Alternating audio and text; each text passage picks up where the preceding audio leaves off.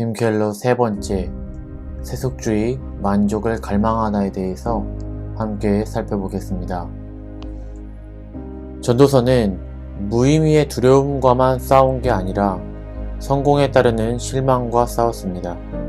그렇지만 아무것도 만족을 가져다 주지 못했습니다. 여러 연구 결과에 따르면 부와 만족의 상관관계는 매우 낮으며 사회가 번영할수록 우울증도 그만큼 흔해진다고 합니다. 인간은 이러저러한 것이 성취와 만족을 가져다 주리라 생각하지만 사실은 그렇지 못한다고 합니다. 자신의 삶을 만족하지 못하는 고질적인 불만족의 원인은 무엇일까요? 이 원인을 살펴보기에 앞서 현대인은 이러한 불만족에 어떻게 대처하는지 몇 가지를 살펴보겠습니다. 크게 두 가지 경우가 있는데요. 첫 번째는 내가 뭔가 부족해서 불만이 생기는 경우입니다. 이렇게 생각하는 사람을 팀 켈러는 대략 4가지 정도로 나누어 보고 있습니다. 첫째, 이러한 청춘은 뭐만 잘 되면 삶의 만족을 얻으리라고 생각하는 전략인데 이 전략은 당분간만 통하는 것을 알 수 있습니다. 둘째는 원망인데 누군가 혹은 사회와 환경을 탓하며 뭐만 아니면 나는 행복하다 라고 말합니다. 셋째는 사투인데 목표를 정해놓고 계속 성취를 말하지만 결국 쾌락의 런닝머신의 속도를 높이기만 하며 지쳐 쓰러질 때까지 이 싸움은 계속됩니다. 넷째는 절망인데 자신을 탓하며 내가 문제가 있다 라고 생각하는 것입니다. 두 번째는 내가 뭔가 부족한 것은 없다고 생각하는 사람이 불만족에 대처하는 전략입니다.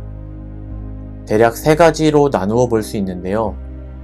첫째는 이타주의입니다. 이타주의의 위험성은 자비와 베품이 자기 만족을 높이려는 수단이 되어버리면 문제가 생기고 결국 자신을 세울 뿐이라고 합니다. 그래서 우월감을 통해 자신을 섬기며 그들을 이용하여 자존감을 얻죠. 하지만 알아주지 않으면 경멸과 멸시까지 할 수 있습니다. 둘째는 냉소입니다. 냉소는 기쁨과 행복이 없다고 결론짓고 완고한 마음으로 희망을 몰아내면서 자신을 지키고 방어하는 것인데 이렇게 하면 당신 자신의 인간성을 말살할 수도 있게 된다고 합니다. 셋째는 초연입니다. 그들은 아무것도 너무 많이 사랑하거나 바라지 말라고 조언하죠. 하지만 초연도 결국 남을 덜 사랑한다고 나의 만족이 커지는 것이 아닌 오히려 줄어들 뿐이죠. 그리고 당신의 마음을 완고하게 하고 비인간적으로 만듭니다. 이렇게 2가지를 알아보았는데요.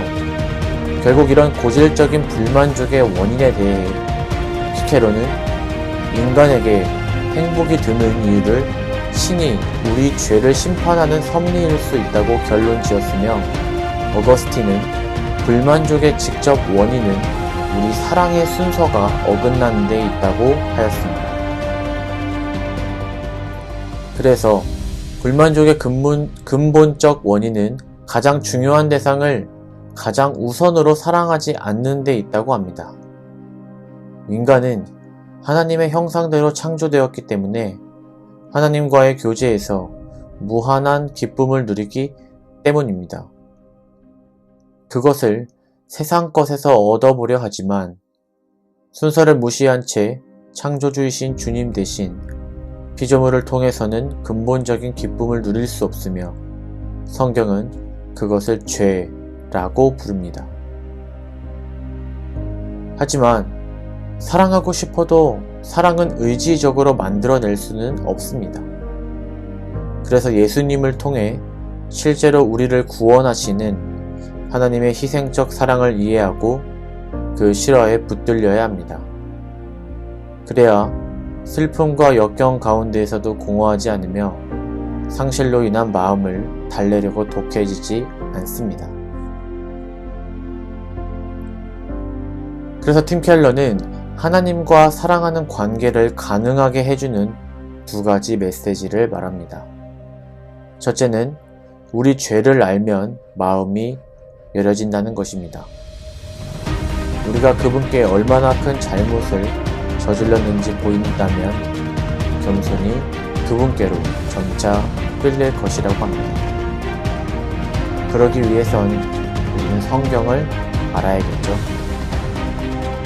둘째는 그분의 은혜를 알면 마음에 불이 붙는다고 합니다.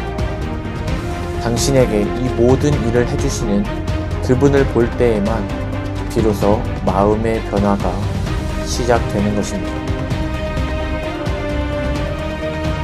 다시 하나님께 인생을 걸어보는 건 어떨까요? 감사합니다.